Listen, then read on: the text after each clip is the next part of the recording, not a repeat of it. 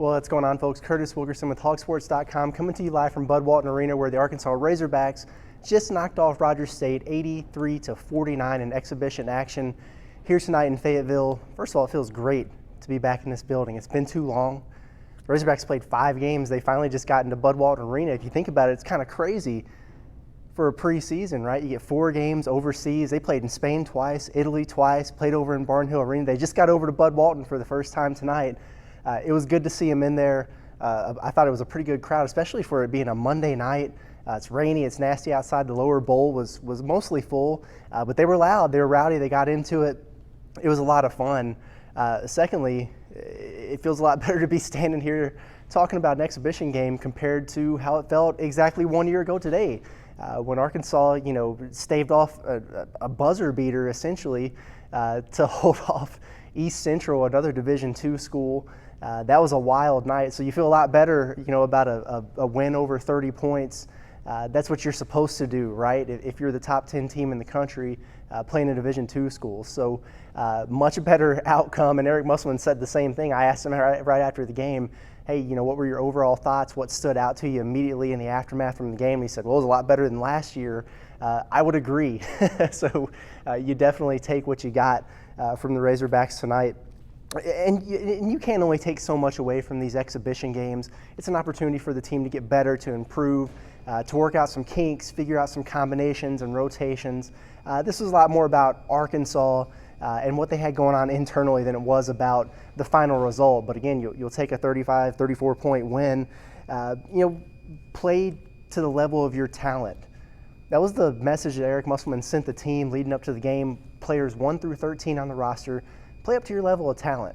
And I felt like Arkansas might have took a step forward in that regard tonight compared to what we saw in Europe. And again, the team's going to get better, right? The more they practice, the more they grow comfortable together. 11 new faces. We talked about it. It's going to take a little bit of time. I thought they took a step forward in some areas tonight, and certainly still some things to work on. Nobody's a finished product in October. I mean, some of the things that stood out to me, we'll talk about team stuff first, but I mean, just this team is a walking highlight. Right, how many times are the Razorbacks going to be on SportsCenter Top 10? I haven't watched it yet tonight. If Anthony Black's alley-oop dunk over the top of a defender does not get on SportsCenter Top 10, I don't know what does. That was incredible. Point guards don't do that. They just don't do that. But Anthony Black does. He's not your typical point guard. That was an incredible dunk. And he was serving up lobs. Arkansas, they're so long and so disruptive, and they play above the rim. It's going to be a really fun team to watch. If you like dunks, transition, alley-oops, high-flying, block shots, just above the rim play, that's what you're going to get with this Razorback team. And I thought they showed that tonight. 21 assists, that's really good. 21 assists on 28 made field goals, that's 75% right there. That's the type of numbers that you want to see from this Razorback team. That's a positive. On the flip side, Arkansas had 16 turnovers. That's too high. Their goal is 9. Thought they made some strides in the red-white game, play a different opponent.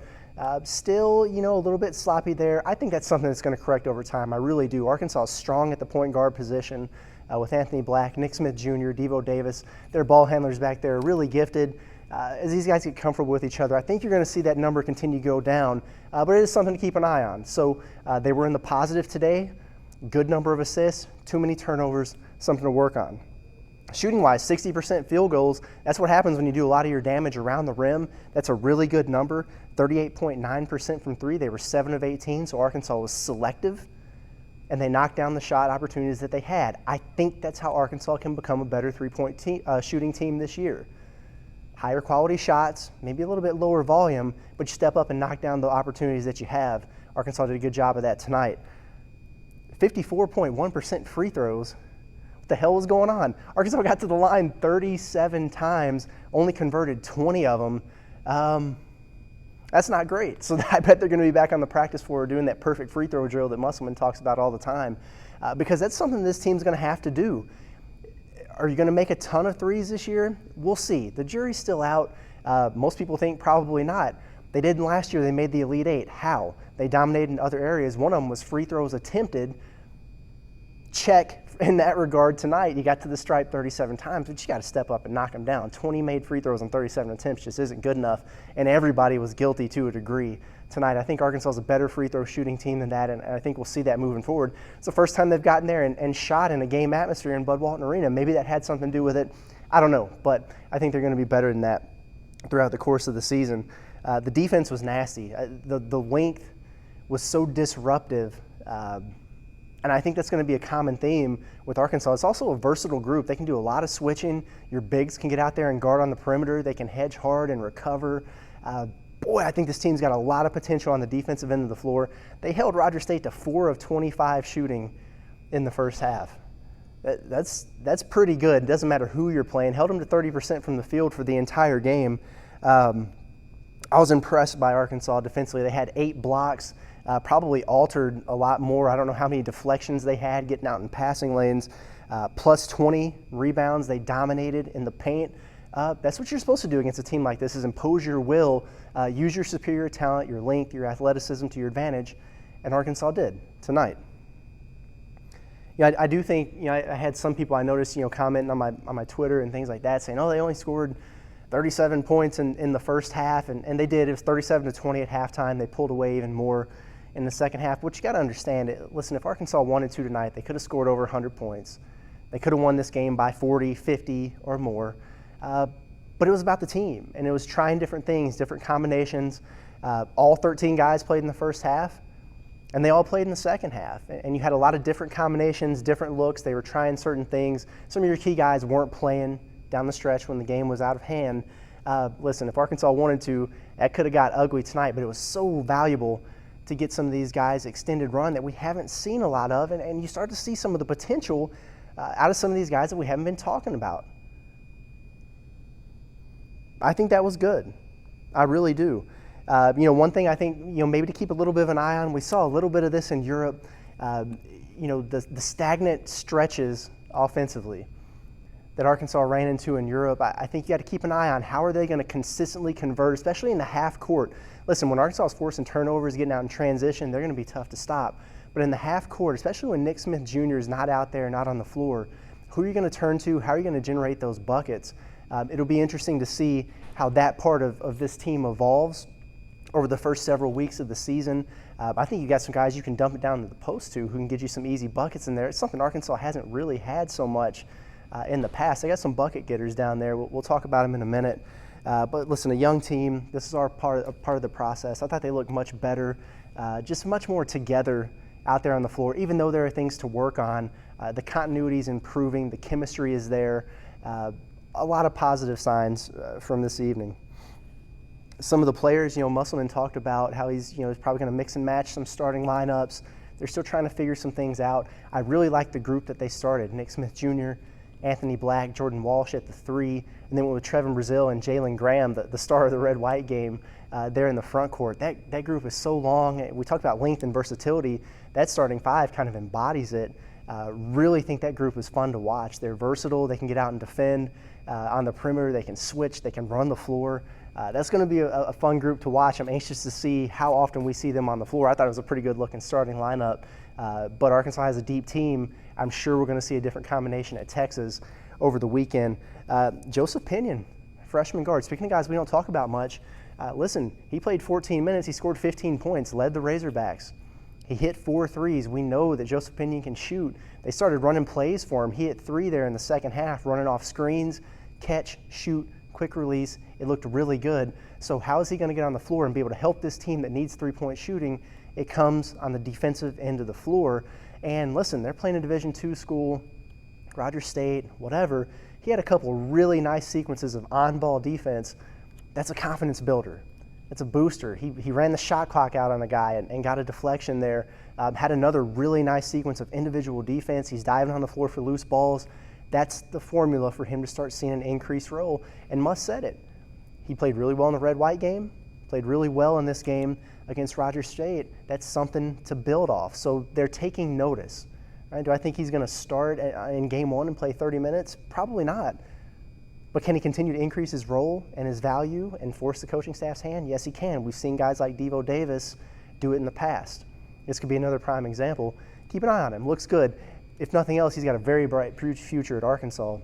I think he's going to help this team, not just this year, but moving forward. Was really impressed with him tonight. I thought he looked good.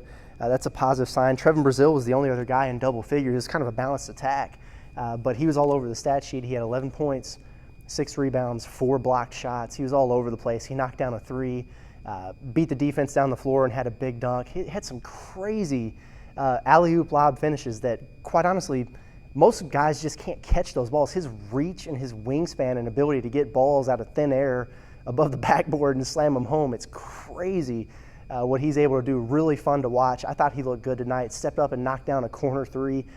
His release looks quicker. He's not thinking about it as much. His catch and shoot is there. I think he's going to have a big season for Arkansas. I really do. Nick Smith Jr., another guy, he scored the first 7 points of the game. You thought he was going to get on a heater for Arkansas. He finished with 9. So he quieted down after that. But I thought he really gave a jolt for the Razorbacks and set the tone. He was aggressive, getting to the free throw line, knocked down a 3. It was Nick Smith 7, Roger State 0 right out of the gates there. So you'd like to see him continue that effort, throughout the course of a full game. But he didn't play that much in the second half once Arkansas had things under control. Jordan Walsh, the other starter, I thought he looked better. He's still got some things to work on. Needs to tighten up that handle a little bit, play a little bit stronger. But he showed some things. He showed some progress. Had a couple nice drives to the rim. He had a nice basket cut and a reverse layup. He stepped in and knocked down a 3. I think he's a guy that can do that for Arkansas. I don't know how many times I've stood up here and said, I think he's a guy that can step up and knock him down. He got one tonight. Maybe that's a confidence builder moving forward. Jalen Graham looked good offensively. He's got the footwork. He's got a knack for getting to the line. He can finish with that right hand. Needs to be better on the glass. He only had 2 rebounds. That's something Muss mentioned afterwards. Makai Mitchell, dude can play. All right, he can play. He came in and made an immediate impact, blocked a shot. He gets down the floor, runs hard. He's making good defensive plays. He's switching out and guarding guys. He played some at the 4 when Kamani Johnson was at the 5. He also plays center and can do some of the things that a Brazile can, getting out, being versatile, plays with some physicality. Liked what I saw from him. Got a big offensive rebound off of a free throw early that extended possession, was finishing inside, had a big dunk. Makai Mitchell is one to watch. As he gets comfortable, Muss said, him knowing the 3rd, 4th options in the offense, being on time with his rotations defensively, that's what's going to help him increase his minutes. But in terms of sheer talent, he might be the best that Arkansas has at that center spot. I'm anxious to see how he progresses moving forward too, because I think he can really help the Razorbacks. And then Anthony Black, mentioned him a little bit, but I'd be crazy not to talk about him again. As a point guard at his size, he's just so gifted. I think he's going to be an elite defender. He blocks so many shots at the rim. If he gets beat off the dribble, he's got the recovery speed to get back and block a shot. He did that a few times. He'll step over and get it. He's got length and instincts where he can pick your pocket and go coast to coast. And then what he can do with the basketball in his hands, his vision is incredible. Some of the lobs that he threw up, you don't even see the guy coming on the cut. He just lofts it up there, and all of a sudden there's Brazile or a Mitchell twin or somebody there to flush it home. He's got just terrific vision for a young player, just a great feel for the game. He always is under control. And, man, when you take him off the ball and let him go to work, he can do that too. He's a high flyer. Like I said, the lob dunk that he caught over the top of a defender was one of the more impressive things that I've seen. Just a very special player, and I think he's going to be in for a big year too. So a good night overall for the Razorbacks. Obviously some things to work on. Like we said, there's going to be some bumps in the road here. Okay, I have a feeling that whether it's for the full game or coming out of the gates or whatever, Arkansas is going to catch a punch in the chin from Texas, a veteran group, on Saturday. I'm so anxious to see how they respond, because talent on talent, Arkansas is as good as anybody in the country. On paper, Arkansas is a team that could be a Final Four contender, just like everybody's been starving for. But how long is it going to take them to put all those pieces together? It's really going to be a fun ride to watch. I'm excited about it. It was fun to be here in Bud Walton Arena tonight, and I'll be in Austin, Texas over the weekend to give you guys some more updates as the Razorbacks take on the Longhorns in a charity exhibition that's 3 o'clock at the brand new Moody Center. Wouldn't it be awesome to spoil the first game for the Texas Longhorns in their new arena? Even if it doesn't count on the win-loss record, I think it'd be a lot of fun, especially with top recruit Ron Holland in the house to watch. All right, guys, it's been Curtis Wilkerson with HawgSports. Appreciate you guys as always. We'll catch you in Austin in a few days.